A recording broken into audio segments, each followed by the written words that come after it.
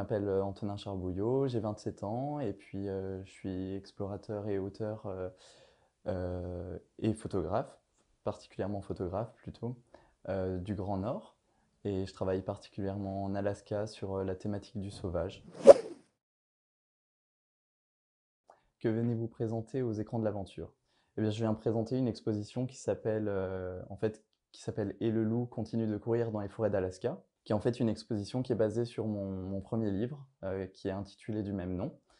Et en fait, ce livre et cette exposition, en fait, toutes ces photographies, elles ont été prises dans le Grand Nord, particulièrement en Alaska et dans le Yukon. Pourquoi avoir choisi d'explorer le Grand Nord? Avant, je rêvais de partir en fait en forêt tropicale. J'ai eu l'opportunité de partir en fait à Madagascar, faire une étude dans une forêt primaire sur les grenouilles. C'était très intéressant parce que c'était mon premier voyage, j'avais jamais eu l'opportunité de partir.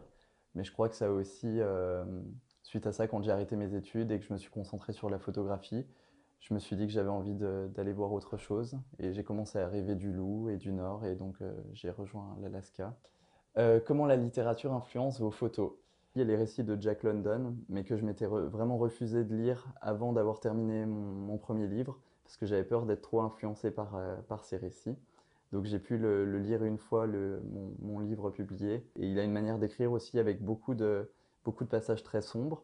Une petite noirceur un peu dans l'écriture que je retrouve des fois dans mes photographies, parce que mes photographies, elles sont assez sombres, mais avec des...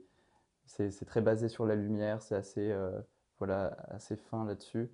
Et donc je retrouvais des choses de Jack London un petit peu, en tout cas qui me faisaient penser à ça. Quelle aventure rêviez-vous de vivre quand vous étiez petit?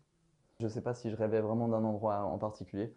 Je pense que quand j'étais petit, je rêvais juste d'être en dehors de la salle de classe et d'aller juste dehors, en fait, je crois. Quelle était votre première aventure et avez-vous une anecdote? Donc c'était en 2015 et je rejoignais un pêcheur où j'allais travailler avec lui pendant 3 mois. Et en échange, j'étais nourri, logé et je pouvais me concentrer sur ma quête du loup sur cet archipel. Je me lève à l'aube et, euh, et à ce moment-là, j'entends un craquement en direction de la forêt et un énorme loup sort des bois. C'était incroyable d'avoir rêvé du loup et qu'il arrive comme ça. Et on est à 15 mètres l'un de l'autre et d'un coup, il me voit. Et en fait, pendant 2 minutes, on va être comme ça, les yeux dans les yeux. Et donc voilà ma première rencontre avec le loup. Quel conseil donneriez-vous à un jeune qui veut partir à l'aventure?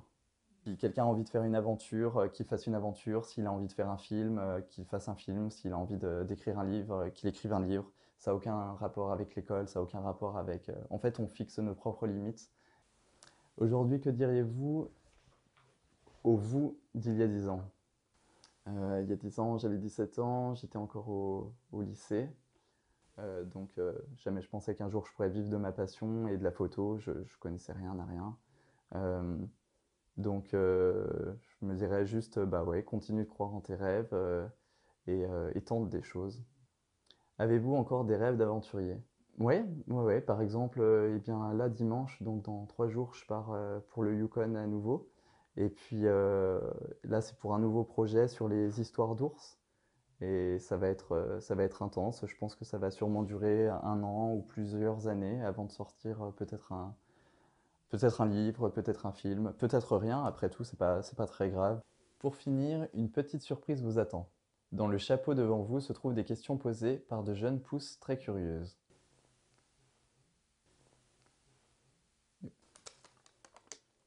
Dans le pays où vous êtes allé, qui est-ce qui change avec notre vie en France?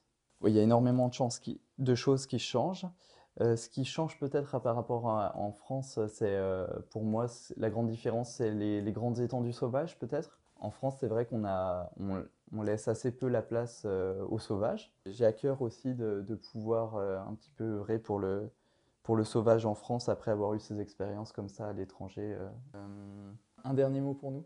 Eh bien, ben, croyez en vos rêves, c'est hyper important. On n'a qu'une vie, il faut y aller à fond, il faut tester des choses, il faut se donner à fond, quoi. C'est trop important. Voilà. Ayez confiance.